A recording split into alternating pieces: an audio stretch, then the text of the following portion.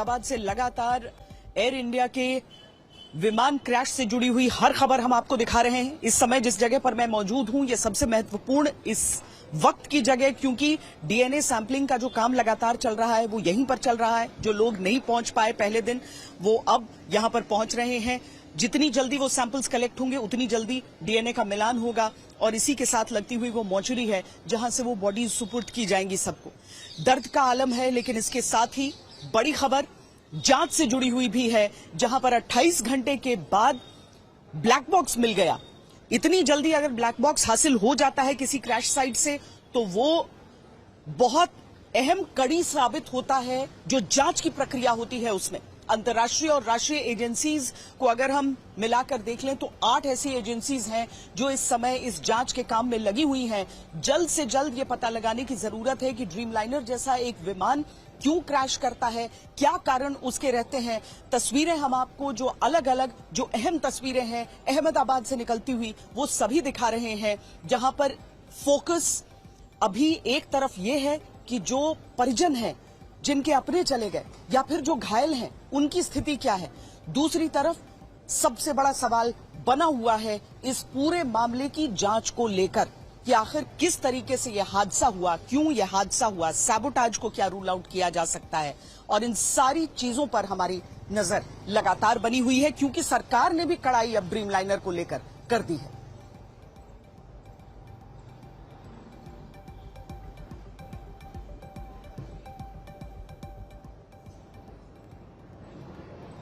उड्डयन मंत्री की तरफ से भी पूरी जांच पर नजर रखी जा रही है। उड्डयन मंत्री की तरफ से यह देखा जा रहा है कि अब तक जो चीजें बरामद हुई हैं, अब तक जो चीजें मिली हैं इस पूरी जांच की प्रक्रिया में, उससे किस हद तक, किस स्तर पर इस इन्वेस्टिगेशन को इस समय माना जाए। महत्वपूर्ण बैठक उनके और जो जितनी भी एजेंसीज जुटी हुई हैं उन सबसे भी मुलाकातें, उन सबसे अपडेट लेने की प्रक्रिया जारी है।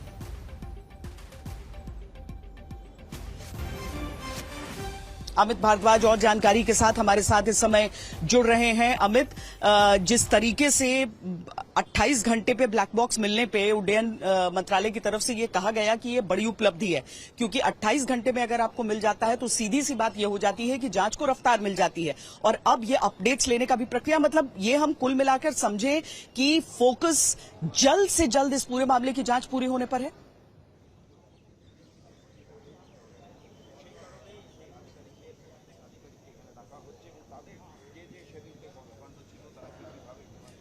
अमित, आवाज आ रही है आपको? नेटवर्क इशू है कुछ। अमित भारद्वाज को लगता है हमारी आवाज आ नहीं रही है इस समय, जैसा वो कह भी रहे हैं कि नेटवर्क इशू है शायद। तो ये पूरा इलाका, यहाँ पर बहुत सारे लोग एक जगह पर एक समय पर मौजूद भी रह रहे हैं। यहाँ का मैं आपको यहाँ की भी स्थिति दिखाती हूँ, जहाँ पर आपको उसी संख्या में पुलिस की मौजूदगी भी दिखेगी, क्योंकि जो विक्टिम्स के जो परिवार वाले हैं उनका पहुंचना यहाँ पर जारी है। कुछ विदेशों से आ रहे हैं, कुछ देश के अलग अलग हिस्सों से भी। हमने कल भी आपको दिखाया था कि कैसे हरियाणा के भी जो यात्री थे इस विमान में सवार थे, कुछ राजस्थान के यात्री इस विमान में सवार थे जो दुर्घटनाग्रस्त हुआ, और इसीलिए उन परिवारों का आने का सिलसिला यहां पर जारी है। हालांकि अब बहुत अधिक सैंपलिंग का काम नहीं बच गया है, सैंपल्स के मिलान का काम ज्यादा अभी बाकी है, लेकिन फोकस सरकार की तरफ से भी यही है कि जो जांच है उसका काम पूरा हो। हमारे साथ अमित भारद्वाज अब जुड़ गए। अमित, अगर आपको आवाज आ रही है, मैं ये समझना चाह रही थी कि फोकस इस समय, चूंकि ब्लैक बॉक्स रिकवर हो चुका है, बहुत अहम और इलेक्ट्रॉनिक चीजें वहां से रिकवर हुई हैं, सरकार का फोकस जल्दी से जल्दी इस जांच प्रक्रिया के पूरे होने पर।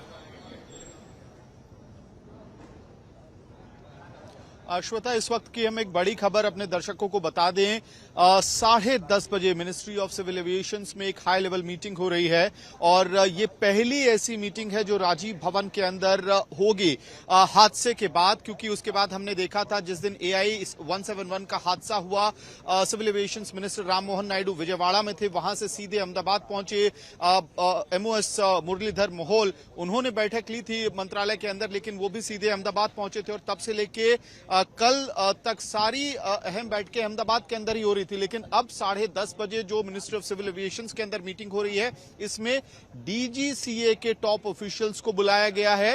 यानी कि जो भारत में उड़ान की पूरी कार्रवाई को जो एजेंसी देखती है उसके टॉप ऑफिशियल्स होंगे, एएआई यानी कि एयरपोर्ट अथॉरिटी ऑफ इंडिया के टॉप ऑफिशियल्स होंगे और मिनिस्ट्री के भी टॉप ऑफिशियल्स होंगे। इसमें सबसे अहम बात यह है कि अभी तक जो भी रिकवरी हुई है, इन्वेस्टिगेशन हुआ है, उन सारी चीजों पे चर्चा होगी और साथ में आगे इस इन्वेस्टिगेशन को कैसे ले जाया जाए उसकी रूपरेखा तय होगी।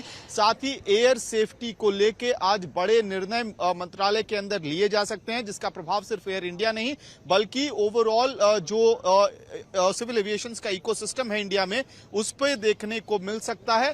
तो बेहद ही अहम डेवलपमेंट इस वक्त सिविल एविएशन मिनिस्ट्री में होती हुई दिख रही है। श्वेता, ये जो बात आप अमित कर रहे हैं, मैं क्या ये समझूं कि हाल फिलहाल में जो अचानक कुछ इंसिडेंट्स में बढ़ोतरी हो गई थी कि टर्बुलेंस का असर एक विमान पर देखने को मिला या फिर बर्ड हिट जैसी चीजें हुई थी, ये सारी मतलब एक घटना जिसकी जांच होनी है, एक दुर्घटना जिसकी जांच होनी है, लेकिन उसके साथ ही साथ ओवरऑल जो सिक्योरिटी है एक पैसेंजर की, उस पर नजर अमित?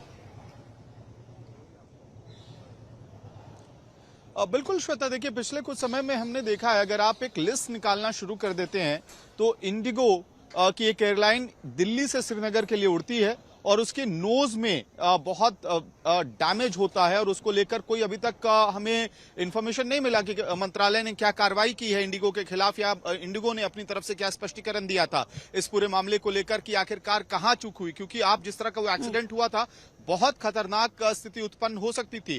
चार धाम यात्रा को लेकर लगातार चॉपर्स जो उड़ रहे हैं उसमें हर दिन दुर्घटनाओं की बात आ रही है, अप्रिय घटनाओं की बात आ रही है।